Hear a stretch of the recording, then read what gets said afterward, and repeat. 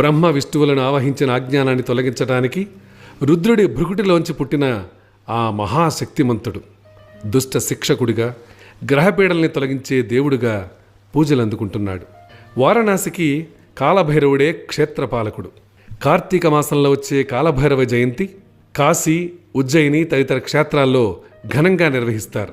భైరవ పూర్ణ రూపోహి శంకర స్వపరాత్మనః మూఢాస్తవ్వై నజానంతి మోహితా శివమాయయా అంటుంది శతరుద్ర సంహితం. శివపురాణం, కాశీఖండం కాలభైరవుడి గొప్పతనాన్ని కొనియాడాయి. కాలభైరవ ఉపాసన ప్రాచీనమైంది.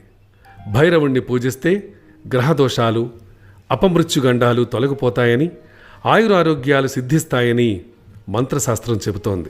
కాశీ మహానగరం, ఉజ్జయిని తదితర ప్రాచీన క్షేత్రాల్లో కాలభైరవుడి ఆలయాలున్నాయి. అయితే